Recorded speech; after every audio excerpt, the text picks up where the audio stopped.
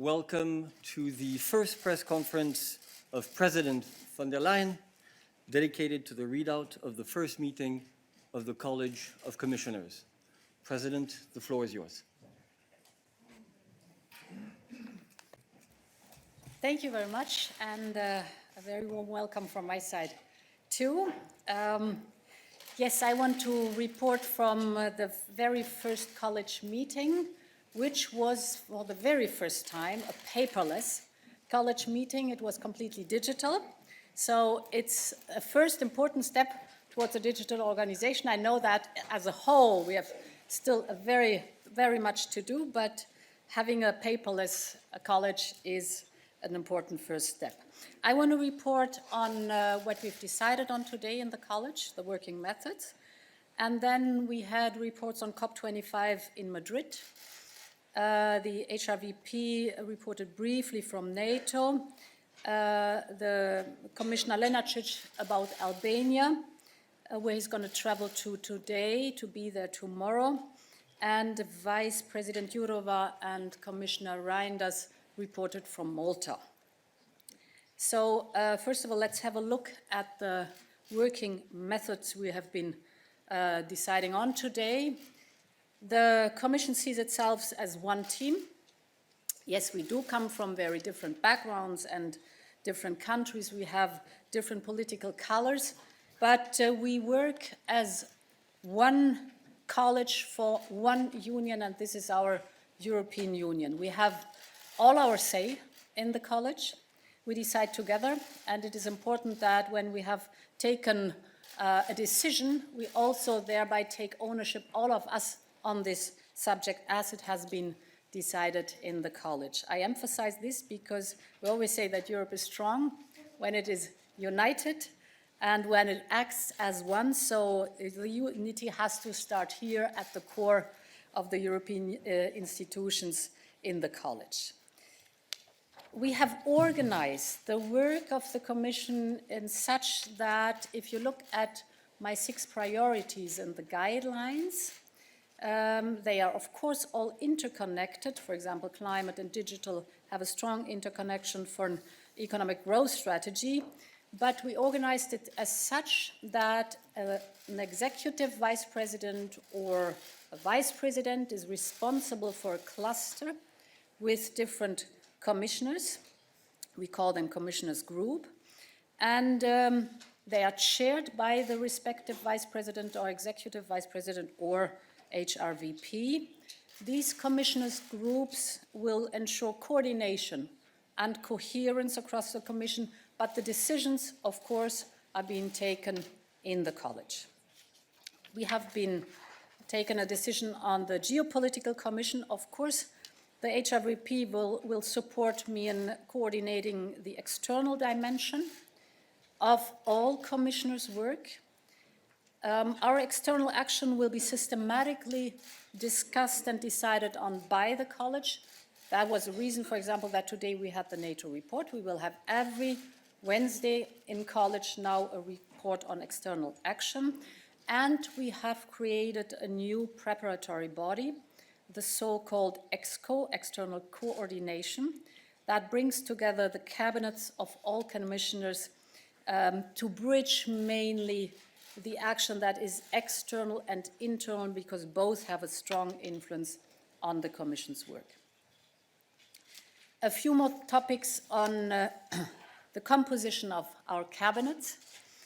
As you know, I've asked to include at least 50% women in all our cabinets at administrative level. We've reached that goal for the very first time. This is a little revolution. I'm proud of that. At the same time, it should be normal. It should not be an issue. And we've asked to bring as many nationalities as possible to the respective cabinets. I'm proud to say that we have in my cabinet 16 different nationalities, and I've encouraged my colleagues to raise the numbers of nationalities in their teams too. Last but not least, an information on the think tank. On the current European Political Strategy Center, we will build a new structure It is structured by the 6 headlines of the political guidelines, or represented by the VPs. I want to keep the function of an internal think tank. At the same time, I want to adapt it to a new geopolitical reality and to our new priorities. We'll call it I.D.E.A. The acronym, as always, it's an acronym for Inspire, Debate, Engage, and Accelerate Action. Just a short report on the COP25 in Madrid.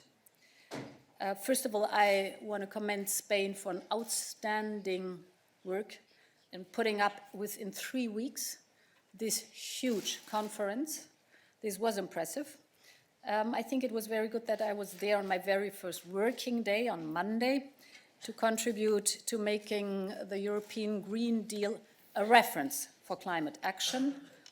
I announced that we will adopt the European Green Deal in the communication, kind of a roadmap, next week on December 11th, and presented a few short ideas within the 3 minutes we all did have for our contributions. The first one is that I'm convinced only what gets measured gets done. And therefore, we announced at the COP25 that in 2020, we will have the first ever climate law in place so that our road towards climate neutrality in 2050 will be irreversible. The second point is investment. Investment will be crucial to be successful with the European Green Deal. For that, we will present the Sustainable Europe Investment Plan to mobilize investment, and, as you know, the Just Transition Fund to leave no one behind. We made very clear that we want to be ambitious in the negotiations and the COP25.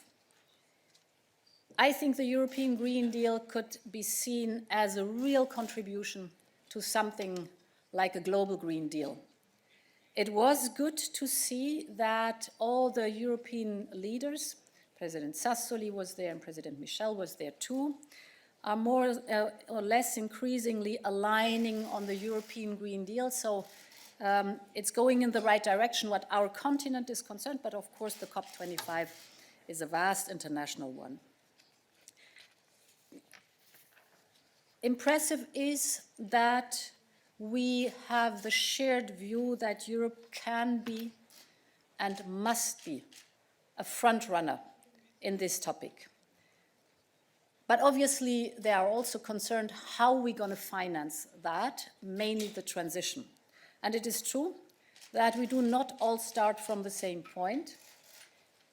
And that is why we put forward the Just Transition Fund.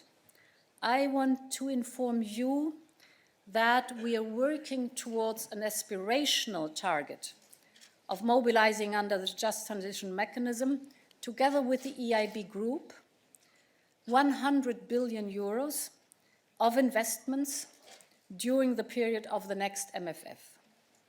In order to reach that target, we're building a mechanism that draws on sources of funding from the EU budget,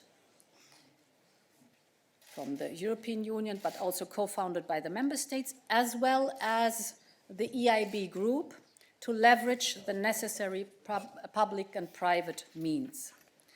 At the same time, and I think this is important too when we're talking about costs of the European Green Deal, at the same time we should always keep in mind what the cost of non-action would be. And there are costs already. So I asked the Commissioner Šefčovič for foresight to present us next week the known costs already for the European Union of climate change, so that we have an idea what the costs of non-action would be in the future, and that we know or all are aligned in the being convinced that acting on the Green Deal is a good investment and the right investment for a better future in a healthy planet. I'm convinced that this is, yes, the European Green Deal fighting climate change. It is not only necessary, it is a huge opportunity for the European Union. We are at the moment being the front runner. If we do it right, if we invest in research and innovation, in green technologies, sustainable solutions, and new businesses, we will be able to demonstrate as a trendsetter that this can be for the European Union a new growth strategy. And at the same time, if we make the transition, we're able to give people confidence, we are able to give the economy confidence and hope that this is moving in the right direction. Change of topic, Albania. The European Union, and I had a phone call with Prime Minister Edi Rama on Sunday, stands in full solidarity with Albania with actions, not only with words. We support already on the ground. We are committed to providing more. So far, the Commission has helped to mobilize 3 search and rescue teams of more than 200 staff from Italy, Greece, and Romania. We have dispatched tents, beds, blankets, sleeping bags, generators, and hygiene items for emergency needs via Belgium, Romania, Austria, and Slovakia. Commissioner Lenarčič will travel today to Albania.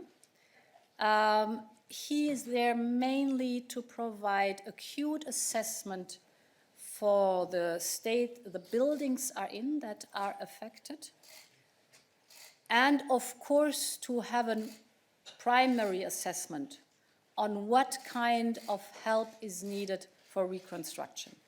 As a very first step, we will allocate from the Neighborhood Fund 15 million immediately to support the Albanian people. And we've decided in college that we will organize a donors conference. I will call today Edi Rama again to inform him about these facts. Last topic in the college meeting was Malta. I am concerned by the recent developments in Malta, and we are following the situation very closely. To be very clear on that, we harshly condemn the murder of the journalist Daphne. Her murder was an attack on free media. Media freedom is the foundation of our free and democratic society. Journalists must feel safe to work in Europe. If not, democracy as we know it will be under threat. I will not comment on ongoing national investigations. However, what I will say is that I expect there to be a thorough and independent investigation free from any political interference. Europol is in Malta. It is providing support to the Maltese authorities. It is crucial that all those responsible are brought to justice as soon as possible. The Commission is also in contact with the Maltese authorities on the reform of the judicial system, and we will continue to work with the authorities to accelerate these reforms. This is it for the moment. Thank you, Mrs. President. Now, the President will now take your questions, focusing first on the issues discussed in the College as she presented them. Yes, Die Welt.